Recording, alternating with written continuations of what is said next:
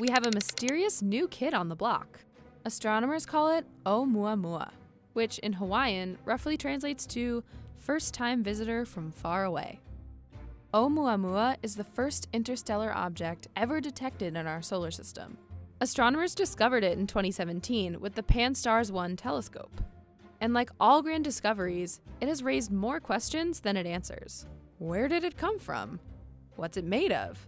And yes, even the ultimate query, is it aliens? That's what two Harvard astrophysicists posed in a recent paper, suggesting that Oumuamua could be some type of alien spacecraft. And when we spoke with one of them, the idea didn't sound as far-fetched as you might think.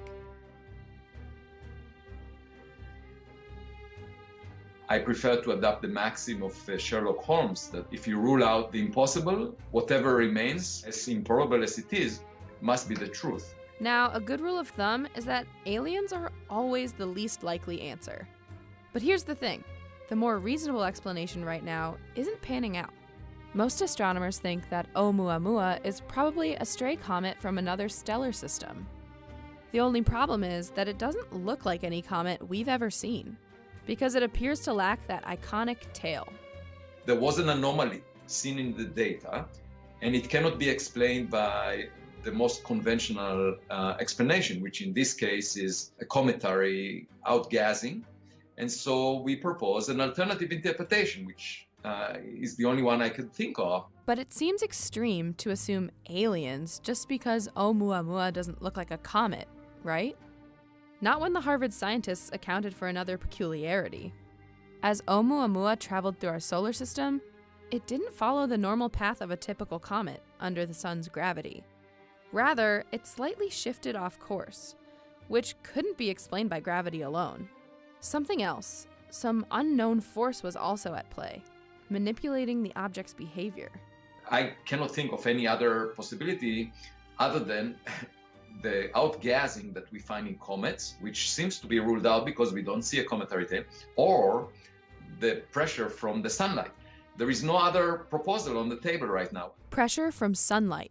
It works similarly to how wind pushes against a sail on a boat. So too can sunlight push against a spacecraft to propel it through space. Incidentally, we call these spacecraft solar sails. There's just one catch. Pressure from sunlight is extremely light, lighter than the weight of a fly on your hand, which means in order for it to be effective, solar sails also have to be extremely light and thin. In 2010, for example, Japan's space agency launched its Ikaros solar sail, which only weighed 1.1 pounds. But it eventually managed to travel over 65 million miles from Earth on just sunlight alone. And it's this type of force that the Harvard scientists think could be propelling Oumuamua too. Of course, that's if it's an alien-made sail in the first place. Well, first of all, I am not confident that this is the correct interpretation because we don't have enough data. And so this is one possibility. I would highly recommend for people to read the paper. If they have a better idea, they should publish it. And as always, not everyone agrees with Loeb's hypothesis. I think that their explanation, I think it's in contrast with what the data says. We did consider that possibility in our own paper, which was published earlier, and we dismissed it as not being physically valid. Again, there's no reason to think Oumuamua is anything but a natural object. That's Rob Warwick, who first discovered Oumuamua in 2017. So we think Oumuamua still has ice, and the sublimating ice gives it a small, tiny kick that gravity alone wouldn't account for. But that the dust it has is much larger than what comets typically have, and so we just don't see that from the ground. And yes, in all probability, he's right. Oumuamua is a natural object, like a comet or asteroid. But neither Warwick nor Loeb can know for sure without more data. And sadly, Oumuamua is on its way out of the solar system, beyond the reach of our telescopes.